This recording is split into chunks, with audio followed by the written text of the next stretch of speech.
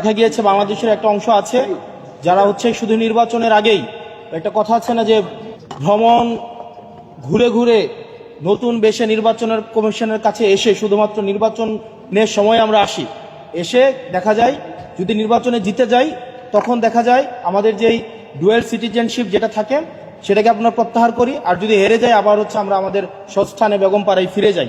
এই প্রবণতাটা কিন্তু আমাদের অনেকের মধ্যেই আছে। ঠিক এই দ্বৈত নাগরিকত্বের বিষয়ে এই কমিশনের সামনে যত লয়ার্স ছিলেন, আমাদের বিজ্ঞ আইনজীবীরা সবাই নিজেদের মধ্যে আলোচনা করছিলেন, কমিশনে সাবমিশন রাখছিলেন, সবাই একটা একাডেমিক সুন্দর ডিসকাশন করছিলেন। প্রত্যেকটা আইনজীবী তারা তাদের মতামত দিচ্ছিলেন এবং কমিশন সেগুলিকে গ্রহণ করছিলেন। অত্যন্ত দুঃখজনক বিষয় হচ্ছে কমিশন এবং প্রত্যেকটা আইনজীবী যখন একটা অত্যন্ত একাডেমিক পরিবেশে তাদের সাবমিশনগুলো রাখছিলেন, ঠিক সেই সময়ে আলোচনা শেষে আব্দুল আওয়াল মিন্টু এক আইনজীবীর কাছে তেরে আসেন, জহিরুল ইসলাম মুসার দিকে তেরে আসেন, তেরে উনাকে ব্লাডি সিটিজেন হিসেবে উনাকে বলেন যে উনি একটা ব্লাডি সিটিজেন এবং উনি হচ্ছেন এলিট ব্রিড, উনি এলিট ব্রিড। আর দ্বৈত নাগরিকত্বের বিষয়ে স্ট্রিক্ট অবস্থান রাখার জন্য কমিশনে যারা হচ্ছে সাবমিশন দিচ্ছিলেন সেই সব আইনজীবীদেরকে উনি বলছিলেন উনারা হচ্ছেন ব্লাডি সিটিজেন। তো সেই জায়গাটিতে আমরা প্রতিবাদ করি, দেখা যায় সেখানে আব্দুল আওয়াল মিন্টু আইনজীবীদের উপরে তেরে আসেন, ভার্বালি অ্যাবিউজ করেন এবং দেখা যায় তাদেরকে বিভিন্ন গালাগালি করেন। আমি সেটিতে প্রতিবাদ করি এবং প্রতিবাদকালীন আব্দুল আওয়াল মিন্টু সাহেবের ছেলে জনাব তাবিত আওয়াল উনি ওনার বাবাকে কমিশন থেকে নিয়ে যান এবং এই বিষয়টি নিয়ে আমরা হচ্ছে কমিশনের দৃষ্টি আকর্ষণ করি যে কমিশনের ভিতরে দেখা যায় কিছু কিছু প্রার্থী আছে এভাবে আইনজীবীদের বিরুদ্ধে তেরে আসে, আবার কিছু কিছু প্রার্থী আছে যারা কমিশনের বাইরে অন্য প্রার্থীদেরকে পিটাতে থাকে। এখন কমিশনের সামনে যদি এই ধরনের অবস্থা চলতে থাকে, কমিশনের ভিতরে যদি এই অবস্থা চলতে থাকে, যারা নির্বাচন করে তাদের নিরাপত্তার আসলে কি হবে? আর যারা এলিটিজমের দেখাইতে চায় 24-এ আমাদের এই 5ই আগস্টের পরে যারা এলিটিসিজম মারাইতে আসে আমাদের দেশে, এই রাজনৈতিক এলিটিসিজম তারা যেন ঘরে রেখে তারা যেন জনগণের সামনে আসে। আপনি এই জনগণকে ব্লাডি সিটিজেন বলবেন, আবার ভোটের জন্য এই ব্লাডি সিটিজেনের কাছে যাবেন, এই ধরনের দ্বিচারিতা আমরা জনগণ সহ্য করব না। সকল ধরনের পলিটিক্যাল এলিটিসিজম 5ই এই আগস্টের পরে আমাদের 24 পরবর্তী বাংলাদেশে এই পলিটিক্যাল এলিটিসিজমের বিরুদ্ধে আমাদের এই লড়াইটা ছিল। সুতরাং আব্দুল আওয়াল মিন্টুদের মতো যারা বিদেশে টাকা পাচার করে, যারা বিদেশে থাকে এবং যারা হচ্ছে মেনটেইন করে, অর্থাৎ আওয়ামী লীগের সাথে আত্মীয়তা করে বিভিন্ন বিজনেস করে, স্বরাষ্ট্র মন্ত্রণালয়ে নিজের এই পরিবারের বিভিন্ন বিজনেস টিকায় রাখে, শেখ রাহানের সাথে যারা বিজনেস করে, এই তাদের পলিটিক্যাল এলিটিসিজম যখন মারাইতে আসবে, আমাদের এই সিভিলিয়ানদেরকে যখন বলবে আমরা হচ্ছি ব্লাডি সিটিজেন, সেটা হচ্ছে প্রত্যেকটা নাগরিককে, প্রত্যেকটা যারা ভোটার রয়েছে তাদের প্রত্যেকের মানহানি করে। এবং সেটির জন্য আমরা কমিশনের দৃষ্টি আকর্ষণ করেছি যে কমিশন যেন তাকে ওয়ার্নিং দেয় এবং এই ধরনের আচরণের জন্য পুনরাবৃত্তি না ঘটে। এবং আব্দুল আওয়াল মিন্টু মতো যারা আছেন, আপনাদের মতো যারা আছেন, যারা হচ্ছেন এলিট ব্রিড, আপনারা কোন মুখে আমাদেরকে ব্লাডি সিটিজেন বলে কোন মুখে আবার হচ্ছে গরিবদের কাছে ভোট চাইতে যাবেন? আপনারা নির্বাচনের আগে ইস্ত্রি করা পাঞ্জাবি আর বড় টুপি পরে একদম ইরি খেতে নেমে যান। এই মানুষ এই হিপোক্রেসি এখন এগুলা বুঝে। আপনারা গার্মেন্টস শ্রমিক ফুটপাতে এখন যে যাচ্ছেন ভোট চাইতে ব্লাডি সিটিজেনের কাছে, আপনারা ম্যান্ডেটের জন্য ঠিকই ব্লাডি সিটিজেনদের কাছে আসেন, রাস্তার মধ্যে রক্ত দেয় ব্লাডি সিটিজেনরা, এই ব্লাডি সিটিজেনের রক্তের উপরে দাঁড়িয়ে আপনারা বিদেশে ব্যবসা করেন, ছেলে মেয়েদেরকে বেগমপাড়ায় রাখেন, সেফ এক্সিট নেন, ডুয়েল সিটিজেনশিপ নেন এবং নিরাপদ যখন দেখেন তখন বাংলাদেশে এসে ব্লাডি সিটিজেনদের রক্তের উপরে দাঁড়িয়ে তখন আবার নির্বাচনে দাঁড়াবেন। আর নির্বাচনে যদি দেখেন উত্তর দক্ষিণ হয়েছে আবার তখন দেশ থেকে পালিয়ে যাবেন।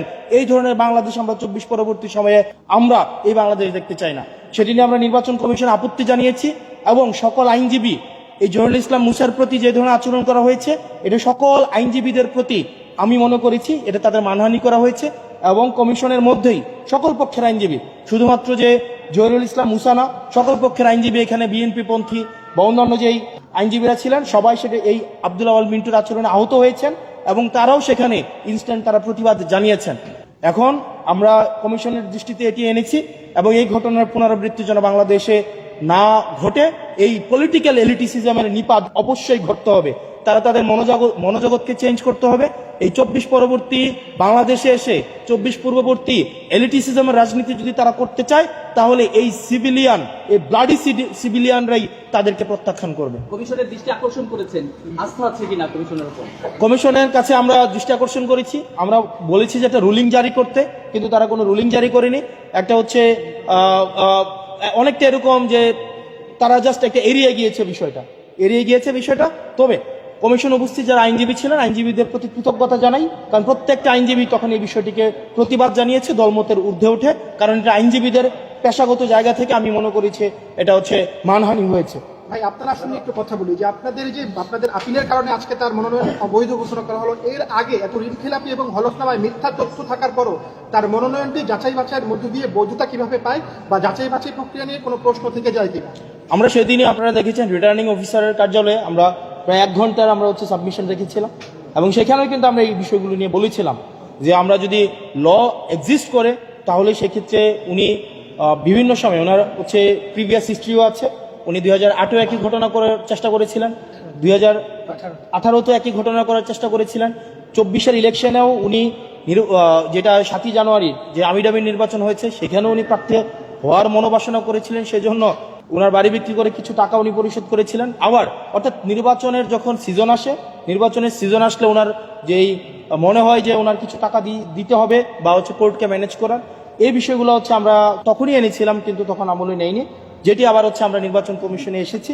উনিও আমার বিরুদ্ধে এসেছেন, উনিও আমার বিরুদ্ধে সাবমিশন দিয়েছেন, কিন্তু ওনারটা সেখানে লিগেলি সেটা হচ্ছে আপনার রিফিউটেড হয়েছে, আমারটা সেটা প্রিভেল করেছে। আচ্ছা, আপনি কি মনে করছেন যে ইসি সঠিক নির্বাচন করতে পারবে যে ঘটনাগুলো হচ্ছে? আপনার আমি আমরা বারবার বলেছি যে এইভাবে অন্য দলের প্রার্থীদেরকে যেভাবে হয়রানি করা হচ্ছে, অপদস্থ করা হচ্ছে, স্বয়ং ইলেকশন কমিশনের সামনেই হচ্ছে মারা হয়েছে। আমরা ঢাকা ইউনিভার্সিটিতে দেখতাম, ঢাকা ইউনিভার্সিটিতে হলগুলোতে নির্যাতন করা হয়। আমরা দেখতাম যে এই নূর ভাইকে যখন হচ্ছে লাইব্রেরির সামনে পিটানো হইলো সব মিডিয়ার সামনে, যখন আমরা প্রক্টরের কাছে অভিযোগ দিতে গেলাম, প্রক্টর বললো লিখিত দেন। ঠিক একইভাবে আমরা যখন নির্বাচন কমিশনের হচ্ছে দৃষ্টি আকর্ষণ করলাম যে আমাদের একজন প্রার্থীকে এভাবে নির্মমভাবে মধ্যযুগীয় কায়দায় যেভাবে কমিশনের সামনে পিটানো হয়েছে, যার যার এলাকায় যেভাবে ত্রাসের রাজত্ব সৃষ্টি করা হয়েছে, ঠিক একইভাবে অন্য প্রার্থীদের আপনারা কিভাবে নিরাপত্তা নিশ্চিত করবেন? কিন্তু আমরা দেখেছি নির্বাচন কমিশন সেই জায়গায় উনি বলেছেন লিখিত দেওয়ার জন্য, উনারা নাকি একটা হট্টগোল দেখেছেন, এর বেশি কিছুই দেখেননি। তো নির্বাচন কমিশনের আমরা এখনো পর্যন্ত যেই কাজগুলো করেছেন, নির্বাচন কমিশন আমরা দেখেছি হাদি ভাইয়ের যে ঘটনাটি ঘটেছে সেটিকেও নির্বাচন কমিশন বিচ্ছিন্ন ঘটনা বলার চেষ্টা করেছেন।